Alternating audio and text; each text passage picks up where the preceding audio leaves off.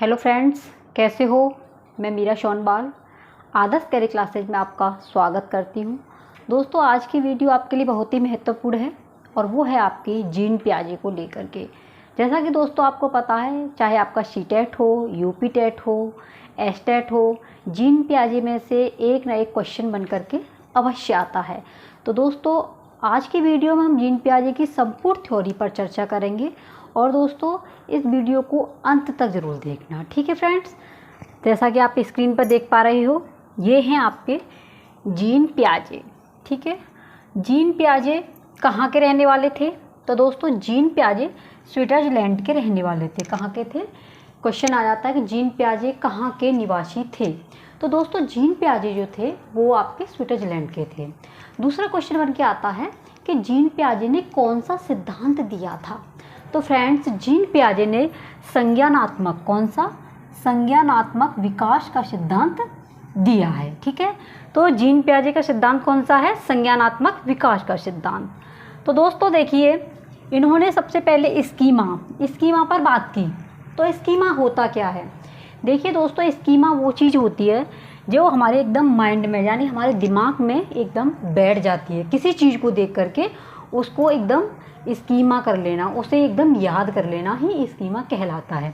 जैसे किसी बच्चे को हमने एक ये पेड़ दिखाया, ठीक है, तो बच्चे ने पेड़ को देखा और देख करके ही जब दूसरा पेड़ देखा तो वो तुरंत सोच बोल देगा कि ये पेड़ है।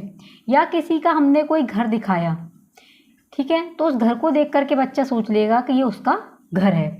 तो ये क्या है? स्कीमा है। जब उधर से बच्चा निकल के जाएगा या जो पेड़ देखेगा या जो घर देखेगा तो तुरंत ही उसके जेहन में, उसके दिमाग में बैठ जाएगा। तो उसे ही दोस्तों स्कीमा कहते हैं। यानी कि फ्रेंड्स, किसी भी वस्तु को देख करके हमें उसकी याद आ जाना, हमें उसको समझ में आ जाना, उसको एकदम यानी कि सीनरी बन जाना, उसकी फ़ोटो बन जाना, वो स्कीमा कहलाती है। हमारे जेहन में बैठ जाना ही स्कीमा कहलाता है, ठीक है। अब बात करते हैं दोस्तों अनुकूलन। अनुकूलन क्या होता है? तो फ्रेंड्स, अनुकूलन होता है जैसे दोस्तों वातावरण के अनुसार, ये वातावरण जो होता है, वातावरण के अनुसार अपने आप को ढालना, यानी कि इन्वायरमेंट के अनुसार अपने आप को ढालना ही वातावरण कहलाता है। तो वातावरण दोस्तों आपके दो भागों में बटा हुआ है। कितने में? दो में बटा हुआ है। एक होता है आपका आत्मसात्करण और एक है आपका समायोजन। आत्मसात्करण क्या होता है फ्रेंड्स? आत्मसात्करण होता है नए ज्ञान को, जो हमारा पुराना ज्ञान है, पुराने ज्ञान को नए ज्ञान में परिवर्तित करना ही आत्मसात्करण कहलाता है। यानी कि दोस्तों जो पुराना हमारे माइंड में, जो हमारे पुराना ज्ञान बैठा हुआ है, उसे नए ज्ञान में कन्वर्ट करना ही आपका क्या कहलाएगा? आत्मसात्करण कहलाएगा। आई होप दोस्तों कि आपकी ये बात समझ में आ रहा होगा। नेक्स्ट है दोस्तों आपका समायोजन। समायोजन क्या होता है फ्रेंड्स? समायोजन वो होता है जो पूर्व ज्ञान योजना में परिवर्तन करके, पूर्व ज्ञान को किसी योजना में परिवर्तन करके तालमेल बिठाना, किसी ज्ञान को, पूर्व ज्ञान को नए ज्ञान में तालमेल बिठाना ही समायोजन कहलाता है। यानी कि कहने का मतलब यह है दोस्तों, आपने काफ़ी अच्छी पढ़ाई की है लेकिन खुदा न खास्ता किसी ऐसे माहौल में चले गए तो वहाँ पे दोस्तों आपको तालमेल बिठाना ही होगा, वही आपका समायोजन कहलाता है। नेक्स्ट बात करते हैं दोस्तों जीन पियाजे की। तो जीन पियाजे ने सबसे पहले अपना संज्ञानात्मक विकास का सिद्धांत अपने बच्चों पर दिया था, ठीक है। तो ये क्वेश्चन आ जाता है कि सबसे पहले जीन पियाजे ने अपना सिद्धांत किस पर फॉलो किया था? तो इन्होंने अपने बच्चे पर किया था। और दोस्तों बच्चे क्या होता है? बच्चे खोज के द्वारा ज्ञान का निर्माण करते हैं। बच्चे, इन्होंने कहा था, जीन पियाजे की ये डेफिनेशन है कि बच्चे खोज के द्वारा ज्ञान का निर्माण करते हैं, ठीक है। बच्चे क्या हैं? बच्चे खोज के द्वारा ज्ञान का निर्माण करते हैं। ये प्रयोग किस पर किया था? इन्होंने अपने ही बच्चे पर प्रयोग किया था। तो ये आपको समझ में आ गया होगा। स्कीमा, किसी चीज़ को देख करके अपने जेहन में कोई चीज़ आ जाना, वस्तु। अनुकूलन, समायोजन करना, यानी कि अपने वातावरण के अनुसार अनुकूलन करना। आत्मसात्करण, पुराने ज्ञान को नवीन ज्ञान में कन्वर्ट करना। समायोजन, तालमेल बिठाना। बच्चे खोज के द्वारा ज्ञान का निर्माण करते हैं। डेफिनेशन आ जाती है कि ये किसने कहा है कि बच्चे जो हैं खोज के द्वारा ज्ञान का निर्माण करते हैं। तो दोस्तों ये डेफिनेशन पियाजे की है किसने जो है अपने ही बच्चों पर फॉलो किया था, प्रयोग किया था? तो दोस्तों पियाजे ने अपने बच्चों पर प्रयोग किया था। ठीक है, अब जानते हैं दोस्तों इनकी अवस्थाओं के बारे में। अवस्थाएं मोस्ट इम्पॉर्टेंट है पियाजे की अवस्थाएं। इनकी सबसे पहली अवस्था है संवेदी पेशी अवस्था। संवेदी पेशी अवस्था ये दोस्तों आपकी 0 से 2 वर्ष की होती है। 0 से 2 वर्ष तक की होती है संवेदी पेशी अवस्था। इसमें क्या होता है कि बच्चे ज्ञानेंद्रियों से, छोटे बच्चे होते हैं तो ज्ञानेंद्रियों के द्वारा ही अपनी चीज़ों को बता पाते हैं। जैसे आँख, नाक, जीभ, त्वचा। बच्चे रोएंगे तो हम उसको फील करेंगे, बच्चा रो रहा है। बच्चा हंसेगा तो हम भी फील करेंगे। तो बच्चा जो है कोई भी बात अगर कहना चाहता है तो वो दोस्तों ज्ञानेंद्रियों के माध्यम से बच्चा कह पाता है, उसे ही संवेदी पेशी अवस्था कहते हैं। इसी में आता है अनुकरण। अनुकरण क्या होता है? जैसा दोस्तों आप बोलोगे, जिस तरीके से बच्चे से बोलोगे, बच्चा सेम वैसा ही अनुकरण करेगा। जैसा बच्चे से कहा कि बेटा ये काम करना, तो बच्चा कहेगा बेटा यही काम करो। तो अनुकरण करता है। जैसा बड़े बोलेंगे बच्चा उसका 2 कॉपी करता है, कॉपी करता है, तो वही आपका अनुकरण कहलाता है। वस्तु स्थायित्व। वस्तु स्थायित्व क्या होता है दोस्तों? वस्तु स्थायित्व यानी कि बच्चे को ये पेन दिखाया, यानी कि ये आपका मार्कर है, ये मार्कर दिखाया, तो बच्चा जो है इसको समझ जाएगा ये मार्कर है, तो बच्चा इसे लेने की कोशिश करेगा। उसने वस्तु को स्थायित्व कर लिया है, पकड़ना, ये सब कुछ वस्तु स्थायित्व के अंतर्गत आता है। तो ये बच्चा क्रियाएं कब करता है? 0 से 2 वर्ष की अवस्था में, संवेदी अवस्था में करता है। ज्ञानेंद्रियों के माध्यम से बच्चे की हर फीलिंगों को समझा जाता है। बच्चा इसमें अनुकरण करना सीख जाता है। जैसा बड़े बोलते हैं वैसा ही बच्चा बोलने लग जाता है। वस्तु को बच्चा खिलौना है, खिलौना को समझ जाएगा कि खिलौना है, बज रहा है, कहीं से आवाज़ आ रही है, तो क्या करेगा? बच्चा उसको खिलौना की तरफ दौड़ने का प्रयास करेगा। तो ये है आपकी वस्तु स्थायित्व। तो दूसरी अवस्था है इनकी पूर्व संक्रियात्मक अवस्था। पूर्व संक्रियात्मक अवस्था दोस्तों 2 से 7 वर्ष की अवस्था होती है। अब देखिए, जब बच्चा 0 से 2 साल का था, छोटा था, अब क्या था, बच्चा 2 से 7 वर्ष तक का हो गया, तो बच्चे के अंदर बदलाव तो आएंगे, चेंजिंग आएगी, बच्चा थोड़ा बड़ा हो रहा है। तो दोस्तों इसमें क्या होता है, बच्चा जो है आत्मकेंद्रिता, यानी कि अपनी ही बात को मनवाने की कोशिश करता है। जो मैंने किया है वो सही है, आत्मकेंद्रित होना चाहता है। बच्चा जो है सारी चीज़ों को अपने आप करना चाहता है, क्योंकि 2 से 7 साल का बच्चा हो गया है, जिद्दी प्रवृत्ति का। नेक्स्ट है जीववाद। जीववाद क्या होता है दोस्तों? सजीव और निर्जीव में बच्चा भेदभाव नहीं कर पाता है। जैसे दोस्तों ये रस्सी है, ठीक है, और ये सांप है, तो बच्चा समझ नहीं पाएगा कि ये रस्सी है या ये सांप है, तो वो जीववाद में रहता है। 2 से 7 वर्ष तक का बच्चा दोनों ही चीज़ों को खिलौना समझता है। ठीक है, तो ये होता है हमारा जीववाद। दूसरा नेक्स्ट है दोस्तों आपका अपलटवादी, यानी कि अपलटवादी क्या होता है? अपलटवादी होता है आपका दोस्तों, यानी कि अपलटवादी में होता है कि हमने बच्चे को दिया 2 + 4, तो ये बच्चा बोल दिया 6, तो इसमें बच्चा अपलटवादी होता है। अपलटवादी में क्या करता है, अगर हमने ऐसे दे दिया तो बच्चा सेम टू सेम ऐसा ही करेगा। अगर बच्चे को इस तरीके से दे दिया 4 + 2, तो ये भी 6 होगा, लेकिन बच्चा कंफ्यूज हो जाएगा। इसे बच्चा जो है पलट नहीं सकता। ओनली बच्चा जैसा बच्चे को दिया है वैसा ही वर्क करेगा, वही आपका अपलटावी कहलाता है। तो अपलटावी में बच्चा कोई भी चीज़ को, जैसे कि हमने ये दिखाया मार्कर, और मार्कर की जगह पे ये ब्लैक है, दूसरा दिखा दिया, तो बच्चा जो है वही भी ऐसा ही समझेगा कि ये भी ब्लैक है।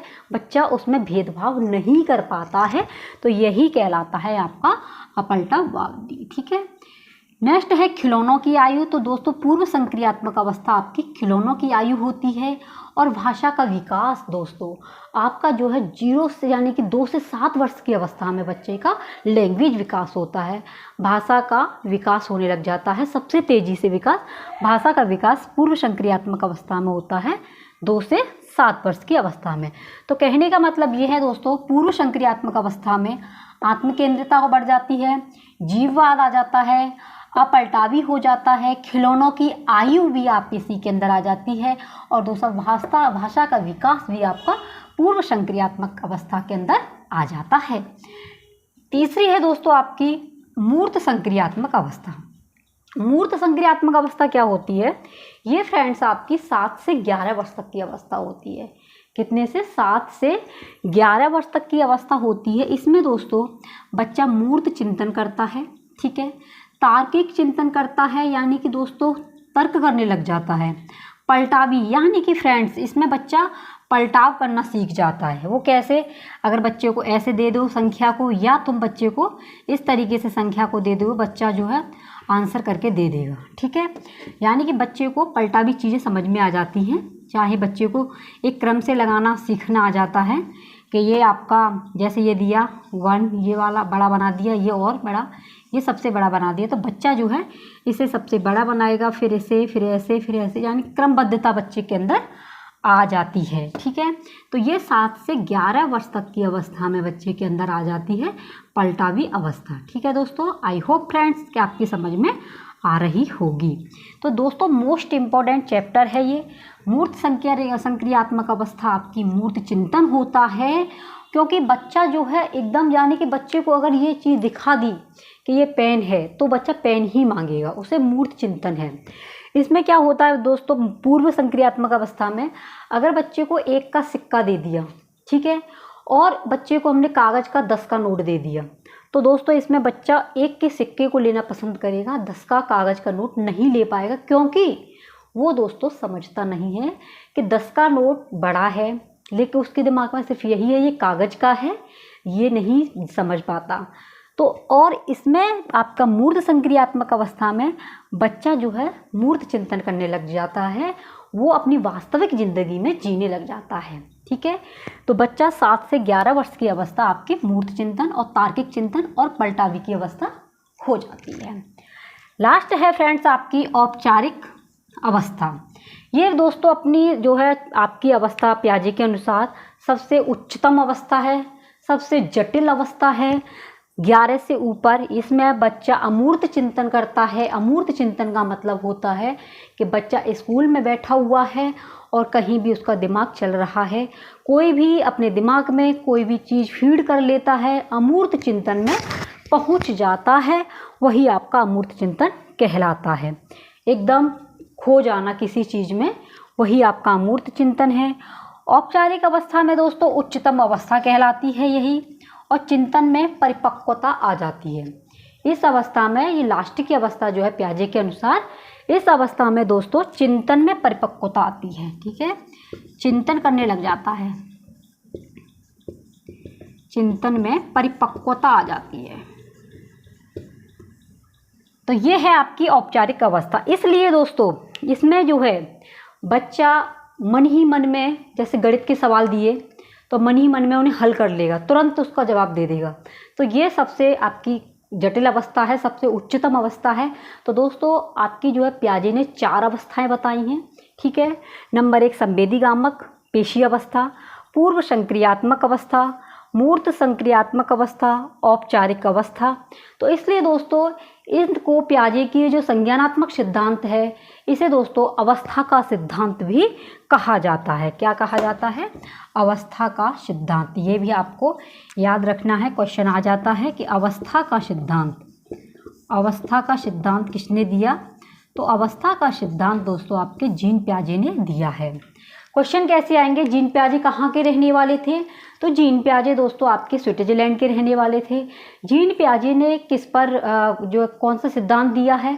तो जीन पियाजे ने संज्ञानात्मक विकास का सिद्धांत दिया है। जीन पियाजे ने किस पर प्रयोग किया था? तो दोस्तों जीन पियाजे ने अपने ही बच्चों पर प्रयोग किया था। जीन पियाजे ने बच्चों को क्या कहा है? तो जीन पियाजे ने बच्चों को ज्ञान की खोज बताया है। ज्ञान की खोज कौन करते हैं? खोज के द्वारा ज्ञान का निर्माण जो करते हैं वही आपके बच्चे हैं, ये जीन पियाजे ने कहा है। जीन पियाजे की कितनी अवस्थाएं हैं? तो जीन पियाजे की 4 अवस्थाएं हैं। ऐसी कौन सी अवस्था है जिसमें बच्चा इंद्रियों के द्वारा सीखता है? तो दोस्तों ऐसी वह अवस्था है जिसमें बच्चा इंद्रियों के द्वारा सीखता है, वो आपकी ये कहलाती है संवेदी पेशीय अवस्था, यानी कि 0 से 2 वर्ष तक की। तो ये भी आ जाता है क्वेश्चन कि 0 से 2 वर्ष तक की अवस्था को क्या कहा जाता है? तो 0 से 2 वर्ष की अवस्था को संवेदी पेशीय अवस्था कहा जाता है, ज्ञान इंद्रिय अवस्था कहा जाता है। तो ये थी दोस्तों आपके प्याजे से मोस्ट इम्पोर्टेंट जो थ्योरी, बहुत ही इम्पोर्टेंट है। सीटेट में दोस्तों आपकी आ ही जाती है, कई क्वेश्चन बन के आते हैं। तो इसलिए दोस्तों आप इस थ्योरी को ज़रूर देखना, अच्छी लगे तो शेयर ज़रूर करना। चैनल पर नए हो तो सब्सक्राइब करना बिल्कुल मत भूलना। और दोस्तों अपने नोट्स आप खुद बनाइए, क्योंकि खुद का लिखा कभी नहीं भूलते हैं। मेहनत इतनी कीजिए कि दोस्तों आपको शिखर तक पहुंचना है, और शिखर तक पहुंचने के लिए आपको दिन रात एक करना होगा। तो फ्रेंड्स, आपकी कभी भी वैकेंसी आ सकती हैं, जब कभी भी देखने को मिल जाएंगे। तो आप अपने नोट्सों को कंप्लीट रखिए, और फ्रेंड्स जैसे ही एग्ज़ाम डेट आए, जैसे ही विज्ञापन निकल के आए, तो आप अपना रिवीजन अच्छी तरीके से करें। ठीक है फ्रेंड्स, इसी के साथ में नमस्कार, मिलते हैं कोई नेक्स्ट वीडियो में। तब तक के लिए जय हिंद, वंदे मातरम, टेक केयर।